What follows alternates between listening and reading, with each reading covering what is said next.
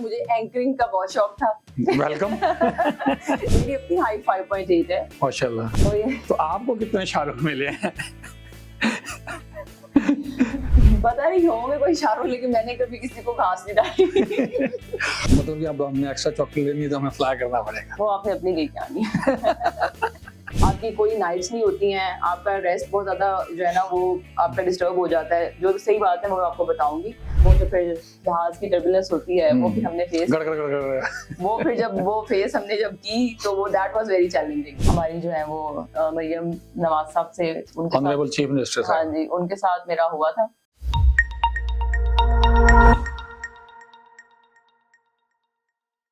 अस्सलाम वालेकुम नाज़रीन, मैं हूं खलील चौधरी और आप देख रहे हैं आज की दुनिया। और मेरे साथ पाकिस्तान की एक होनहार बेटी मौजूद हैं जिनका नाम है कुर्रतुल ऐन और वो पिछले 12 साल से वो as a cabin crew international airlines के अंदर जॉब कर रही हैं, जिनको उर्फ़ियाम में एयर हॉस्टेस भी कहते हैं।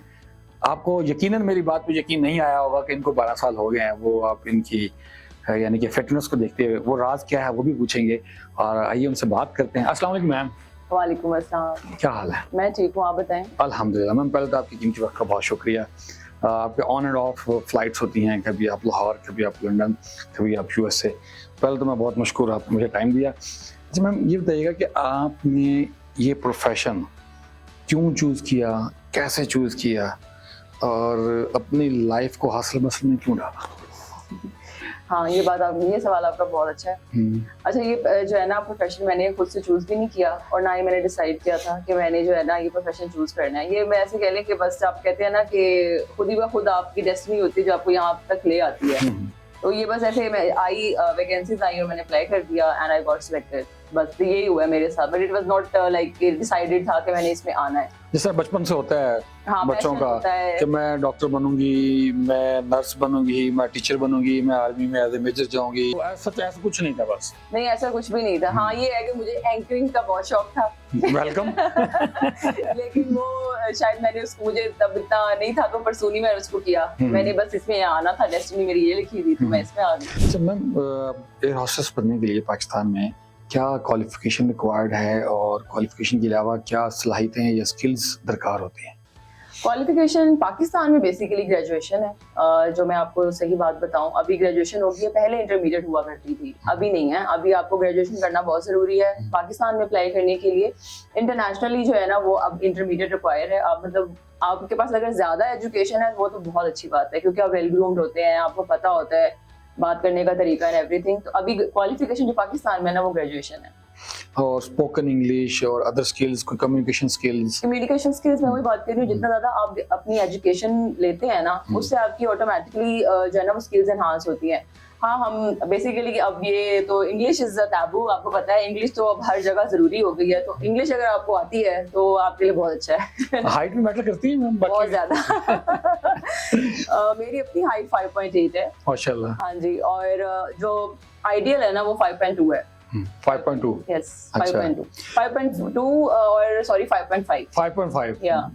अच्छा मैम, जो बच्चियां ख्वाब लेके बैठी हैं कि यार हमने एयर हॉस्टेस बनना है, तो उनको एज ए सीनियर आप क्या मशवरा देंगी कि उनको आना चाहिए या नहीं आना चाहिए? अगर आना चाहिए तो क्या क्या वो मेंटली प्रिपेयर रहें चैलेंजेस के हवाले से? इसमें मेरा बच्चियों के लिए खास तौर पे जो कि अभी 18 के बाद 20s में जो लोग आते हैं तो काफी क्रेज होता है बच्चों को ना, जिनको पता है कैबिन क्रू के फील्ड के बारे में, क्योंकि मैं खुद कंटेंट क्रिएटर भी हूँ और काफी मेरे पास क्यूरीज भी आती हैं खवातीन की और लड़कियों की, वो बहुत जो यंग हैं तो उनका पैशन जो है ना वो फ्लाइंग है, मतलब कैबिन क्रू वो बनना चाहते हैं। तो उनके लिए मेरी ये है कि ये बहुत चैलेंजिंग जॉब है। इट्स नॉट 9 to 5 के आप जो है वो 9 बजे जा रहे हैं और 5 बजे आ जाएंगे। ये जब आपने इसको में आना है तो आप अपना रेस्ट सब कुछ छोड़ दें। इसमें रेस्ट नहीं है, इसमें आपकी कोई नाइट्स नहीं होती हैं, आपका रेस्ट बहुत ज्यादा जो है ना वो आपका डिस्टर्ब हो जाता है। जो सही बात है वो आपको बताऊंगी, वो आपने देख कर आना है। ये नहीं है कि आप 9 to 5 जॉब कर रहे हैं और बस जी घर को चले जाएंगे, 10 दिन बाद भी आ रहे होते हैं घर। मैम, एयर हॉस्टेस की जिंदगी के या रोजमर्रा के मामलात वो कैसे होते हैं, लाइफस्टाइल क्या होता है, जरा हमारे नाज़रीन से शेयर करें। अच्छा, इसमें जो है ना आपकी हमारी इस जॉब का सबसे ज्यादा जो हमें फायदा है ना वो है टाइम मैनेजमेंट। हम लोग इतना ज्यादा टाइम मैनेजमेंट को सीख चुके हुए हैं, क्योंकि हमारे कॉल टाइम्स अर्ली मॉर्निंग हो रहे होते हैं, हमारे जो है वो पिकअप्स जो है ना वो कभी लेट नाइट में हो रहे होते हैं, तो उससे हम टाइम मैनेज करते हैं अपनी हर चीज में कि हमें कितने टाइम स्पैन में क्या चीज मैनेज करनी है और किस तरह हम उसको मैनेज कर सकेंगे। तो इसमें टाइम मैनेजमेंट बहुत ज्यादा हमने सीख लिया है इसको ना, लेकिन मुश्किल है। कोई ऐसी मैम कोई ऐसा यादगार वाक़या जो बड़ा चैलेंजिंग हो?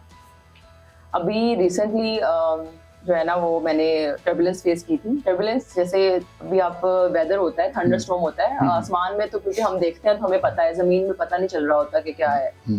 तो वो इतना ज्यादा थंडर स्टॉर्म था, तो ये 2-3 महीने पहले की बात है, इतना ज्यादा थंडर स्टॉर्म था कि जो है ना वो जहाज एयर पॉकेट उसमें चला गया। एंड वो जो फिर जहाज की टर्बुलेंस होती है वो फिर हमने फेस वो फिर जब वो फेस हमने जब की तो वो that was very challenging, but अल्हम्दुलिल्लाह वी सेफली लैंडेड। मैंने सुना है कि मलेशिया के ऊपर हर वक्त ऐसी जो है ना वो थंडर चलती रहती है, और जो पहली दफा जा रहे होते हैं खासतौर पे हमारी नेशनल एयरलाइन के ऊपर, तो वो रो भी रहे होते हैं और चीखो पुकार भी रहे थे, या अल्लाह से कितना फंस गया है। अच्छा, उसकी वजह ये है कि वहाँ पे एक्चुअली वेदर ऐसा है, वहाँ पे ह्यूमिड वेदर है और अनप्रिडिक्टेबल वेदर है। वहाँ पे रेन रहती है, रेन हो रही है, कभी एकदम से धूप निकल आएगी, वहाँ का एक्चुअली वेदर ही ऐसा है। तो जैसे ही आप उसकी टेरिटरी में आते हैं ना तो आपको टर्बुलेंस फेस करनी पड़ती है, क्योंकि वहाँ पे हर वक्त बादल छाए हुए होते हैं। मैम सबसे अच्छा रूट आपका कौन सा रहता है? इंटरनेशनली टोरंटो कनाडा, वो बहुत लंबी फ्लाइट है, 14 घंटे की फ्लाइट होती है। तो मैम टोरंटो का सफर भी कैसा रहता है?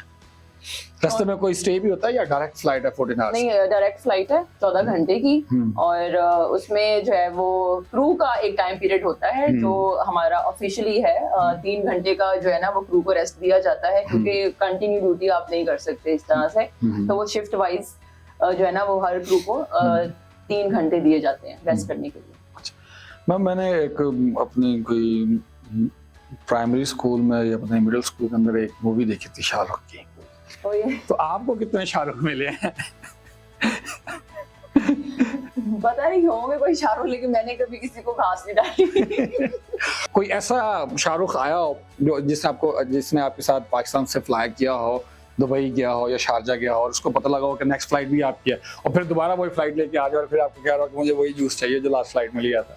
अच्छा, बेसिकली जो है ना वो मेरे साथ ऐसा एक्सपीरियंस नहीं हुआ कि मुझे कुछ ऐसा मिले, लेकिन हाँ ये है कि जैसे मेरे फॉलोअर्स हैं, मेरे फैंस हैं, वो मुझे अक्सर जो है वो मिलते हैं, तो और वो बड़े अच्छे तरीके से मिलते हैं, बहुत अच्छा रिगार्ड करते हैं, और अल्लाह का शुक्र है कभी उन्होंने फंसी पैसेंजर्स की तरह मुझे तंग नहीं किया। लेकिन वो जरूर मिलते हैं आके, मेरा पूछते हैं आपका नाम कुरतुलैन है, तो कहते हैं कि हम काफी टाइम से फॉलो कर रहे हैं, और ये वो, तो बस इतना होता है। मतलब कि फिर जिस एयरलाइन में आप काम करते हैं उसकी टिकट्स भी आपकी वजह से बहुत ज्यादा सेल होती होंगी। ये एक अलग बात है। होती तो होंगी ना, देखना जब आपको फॉलोअर्स कह रहे हैं कि हम काफी अरसे से फॉलो कर रहे हैं, इसका मतलब ये है कि उन्होंने कभी कोशिश भी की होगी आपसे मिलने हैं, तो फ्लाई करते हुए मिले। ये बेसिकली कोइंसिडेंट होता है, कोइंसिडेंटली कोई मिल जाए मुझे। जैसे अभी मलेशिया में मुझे मिल गया था एक फॉलोअर मलेशिया जाते हुए, तो ही केम स्पेशली टू आस्क आप कुरतुलैन है ना, फिर उसने बताया कि मैं ऐसे, मैंने कहा अच्छा थैंक यू सो मच। जो हम आपने फिर एक्स्ट्रा कोई चॉकलेट, कोई कॉफी, कोई कैंडी, मेरे पास जो था जहाज में जो होता है ऑब्वियसली हम वो प्रोवाइड करते हैं, जो मैं एक्स्ट्रा कर सकती थी वो मैंने उनको प्रोवाइड कर दिया था। मतलब कि अब हमने एक्स्ट्रा चॉकलेट लेनी है तो हमें फ्लाई करना पड़ेगा, वो आपने अपनी लेके आनी है। मैम जिस तरह हाइट और एज की एक स्पेसिफिक लिमिट होती है, मिनिमम और मैक्सिमम, इस तरह वेट की भी होती है? यस, एक्चुअली एयरलाइन में आपका जो है ना वो हाइट के हिसाब से आपका BMI होना चाहिए। BMI जैसे बॉडी मास इंडेक्स, ठीक है। अब वो आप अपनी हाइट, जैसे मेरी 5.8 हाइट है, तो आपने गूगल पे आप सर्च कर लें कि आपकी हाइट के मुताबिक आपकी बॉडी का कितना वेट होना चाहिए, ठीक है। तो जितने भी गर्ल्स हैं, बॉयज हैं, वो अपनी हाइट के हिसाब से अपना बॉडी मास इंडेक्स निकालें, और जो उनका आइडियल है वो आपको बता देता है गूगल कि ये हेल्दी है, ये ओबीस में जा रहा है, ये आपका मेंटेन किया हुआ है आपने। तो बस वो आपने देखना है, आपने उस कैटेगरी में, उस ब्रैकेट में रहना है, फिर आपने अपने आप को मेंटेन रखना है। अच्छा, वो कैटेगरी देखना और फिर मेंटेन करना। यस। तो मैम अगर जो मेंटेन नहीं कर पाते फिर क्या होता है उनके साथ? फिर वो ओबीस हो जाते हैं, फिर उनके लिए फ्लाइंग मुश्किल हो जाती है, क्योंकि उनका वेट बढ़ जाता है ना, फिर आप उस तरह से फ्लाइट में एक्टिव नहीं रह सकते। बेसिकली ये जॉब जो है ना, ये इमरजेंसी से रिलेटेड है। आपने जहाज में पैसेंजर्स की सेफ्टी के लिए जाना है वहां पे, ठीक है। तो basically I am train for the safety of the passengers. कभी कोई जहाज में कोई मसला होता है, कोई इमरजेंसी होती है किसी भी वजह से, जैसे टर्बुलेंस है, वेदर है, या डिकम्प्रेशन हम बोलते हैं, जैसे सांस का कम होना या इस तरह से ऑक्सीजन की कमी हो जाना जहाज में, तो हम उन चीज़ों के लिए ट्रेन हैं। तो उन चीज़ों के लिए आपने जहाज पे आना होता है, तो इसलिए अपने आप को आपने इतना फिट रखना है कि आप फौरन से जो है ना वो चीज़ कर सकें, फौरन से आप पैसेंजर्स को जहाज से बाहर निकाल सकें। अच्छा, इसलिए फिटनेस जो है वो बहुत अच्छा मैम, इसमें आपके ट्रेनिंग सेशंस भी होते हैं, कुछ लर्निंग वगैरह या कोई ट्रेनिंग का पीरियड, या बस आप गए 1-2 क्लासेस ली और? अच्छा नहीं, ऐसा नहीं है, इसमें 1-2 क्लासेस का सीन नहीं है। जब मेरी हायरिंग हुई थी तो मुझे भी नहीं पता था कि मैंने भी एग्जाम देने होंगे और मेरी भी जो है वो मुझे भी एक स्टडी, ये टोटल डिफरेंट है। जो आप एक सिलेबस पढ़ते हैं कॉलेज स्कूल से आके कि मुझे वो बुक्स पढ़नी पड़ेंगी, ऐसा नहीं है। इसकी 3 मंथ्स की आपकी ट्रेनिंग होती है। अब बाकी हर एयरलाइन का डिफरेंट एक क्राइटेरिया होता है, लेकिन ज़्यादा से ज़्यादा यही है। 3 मंथ्स की आपकी ट्रेनिंग है, उसमें आपको जो जहाज़ पढ़ाए जाते हैं उनके बारे में सारा बताया जाता है कि उनमें क्या क्या है। फिर आप उसके आपके तकरीबन 12 से या 13 पेपर होते हैं, वो पेपर आप क्लियर करते हैं, उसके बाद फिर आप कैबिन को करते हैं। अच्छा मैम, जो इस रिक्वायरमेंट्स पर नहीं पूरा उतर सकती लेकिन फिर भी उनकी विश है कि वो एयर होस्टेस बने, तो वो क्या कर सकते हैं? अच्छा, या जिस तरह शिप्स के अंदर भी रिक्वायर्ड होता है या जिस तरह बस होस्टेस होता है, तो वो उसको क्या मशवरा देना चाहेंगे कि वो किधर जाएं, क्या करें? देखिए हाइट पे तो कंप्रोमाइज नहीं है, इस पे मैं आपको किसी को भी जो है ना वो एक एम्बिग्विटी में नहीं रखूंगी कि हाँ अच्छा ठीक है छोटी हाइट है तो वो भी कर लेगा, नहीं। अगर आपकी हाइट अच्छी है ना तो आप जरूर इस फील्ड की तरफ आगे जाएं, लेकिन अगर आपकी हाइट अच्छी नहीं है तो प्लीज आप ग्राउंड की पोजीशंस हैं बहुत अच्छी डिफरेंट एयरलाइंस में, आप उसमें जा सकते हैं। लेकिन अगर आपकी हाइट नहीं है तो फिर आप नहीं आ सकते कैबिन क्रू की जॉब में। अच्छा मैम, तरक्की कैसे होती है इसमें, प्रमोशन क्या रिक्वायर्ड होता है, स्किल्स रिक्वायर्ड होते हैं, आपका एक्सपीरियंस चाहिए होता है, या जिस तरह हमारे यहाँ कहते हैं सिफारिश कल्चर, पाकिस्तान में तो चल जाती है लेकिन बाहर के मुल्कों में तो नहीं चलती? नहीं, इसमें आपका जो है ना वो कोई सिफारिश का सीन नहीं है। इसमें आपकी स्किल्स, आपका एक्सपीरियंस ही बहुत मैटर करता है। और आपकी हर साल की जो है ना वो एनुअल रिपोर्ट बनती है, उस रिपोर्ट के अकॉर्डिंगली जो है ना आपकी प्रमोशन होती है। अच्छा मैम, आप इतने टाइट शेड्यूल में जॉब कर रही हैं, फैमिली को टाइम कैसे देती हैं, और फिर ये एज ए इन्फ्लुएंसर काम कैसे कर लेती हैं? Nice question. अच्छा जी, फैमिली को टाइम जो है ना वो मैं अपने ऑफ डेज में मैनेज करती हूँ। जैसे अगर मेरे 3 से 4 ऑफ मुझे मिल गए हैं तो फिर मैं उसमें मैनेज करती हूँ कि अपनी फैमिली को मैं विजिट कर लूँ। और जो कंटेंट क्रिएशन है उसमें ऐसा होता है कि जैसे मेरा रेस्ट टाइम है, अगर मैं सुबह आई हुई हूँ तो शाम को कोई इवेंट है और मैं जा सकती हूँ तो मैं ज़रूर जाती हूँ। अगर मैं शाम को आई हूँ और सुबह मॉर्निंग में मेरा रेस्ट है, मतलब दोपहर तक, तो मैं उसमें मैनेज कर सकती हूँ तो मैं उसमें जा सकती हूँ। लेकिन समटाइम्स मेरे पास इतना टाइम नहीं हो पाता कि मैं हर इवेंट को अटेंड करूँ, तो फिर मैं मिस भी कर देती हूँ। अच्छा मैम, 14 आवर्स की आपने लॉन्गेस्ट फ्लाइट की, शॉर्टेस्ट फ्लाइट कब की, कहाँ की और कैसी रही? शॉर्टेस्ट जो है वो इस्लामाबाद की है, लाहौर से इस्लामाबाद, 30 to 45 मिनट्स। हाँ बस इतनी यही है फ्लाइट। तो उसमें एंजॉय भी किया या बस अभी बैठे ही? उसपे आपके पास इतना टाइम ही नहीं होता, एंजॉय क्या करना होता है। आपकी safety checks and everything involvement होती है, वो चेक बुक पूरी करते करते टाइम पूरा हो जाता है। सेफ्टी चेक्स, ये वो बहुत सारी चीजें इन्वॉल्व होती हैं उसमें। कभी आपने ट्रैवल किया हो और आपने विश की हो कि आज या मैं इस पर्सनैलिटी से मिलना चाहती हूँ, जिस तरह अब हम चाहते हैं कि हम फलां पर्सनैलिटी का इंटरव्यू करें, ठीक है, आपकी भी कभी ना कोई ख्वाहिश तो होगी कि यार फलां गेस्ट आना चाहिए तो मैं उसको सर्व करूं, मेरी एक विश है, मुझे वो अच्छी लगती है या मुझे अच्छा लगता है, चाहे वो एक्ट्रेस है, पॉलिटिकल है, पर्सनैलिटी है या गवर्नमेंट ऑफिशियल्स हैं। कभी आपने ऐसा कहा और आ गया हो कोई ऐसे आगे से कि अच्छा? ऐसा कभी हुआ नहीं कि सोचा हो तो आ गया हो, लेकिन मैंने काफी एक्टर्स और एक्ट्रेसेस के साथ ट्रैवल किया हुआ है। अभी रिसेंट मेरा जो है वो इंटरेक्शन जो है वो हमारी जो है वो मरियम नवाज साहब से, ऑनरेबल चीफ मिनिस्टर साहब, हाँ जी, उनके साथ मेरा हुआ था रिसेंटली। और आपको ये नहीं कहा साहब भी थे, आपको ये नहीं कहा कि आप मुझसे लंबी भी ज्यादा, खूबसूरत भी ज्यादा हैं? नहीं, वो माशाल्लाह मेरे से ज्यादा खूबसूरत है। पक्की बात है। जी, तो अभी रिसेंट मेरा उनके साथ इंटरेक्शन हुआ है। अच्छा। और बहुत सारी टीम थी उनकी। मैम, यंग गर्ल्स के लिए या यंगस्टर्स के लिए आपकी तरफ से क्या मैसेज है आपके इस 12 साल एक्सपीरियंस का? मेरा जो एक्सपीरियंस है वो बेसिकली ये है कि स्पेशली जो यंग जनरेशन जो भी आ रही है, जैसे जिनको हम जेंजिस भी कहते हैं, और वो लोग आ रहे हैं, मैं ये समझती हूँ कि आप अपनी फैमिलीज को प्रॉपर टाइम दें, क्योंकि हमें पता है कि हम मैनेज नहीं कर पाते टाइम अपनी फैमिली के लिए।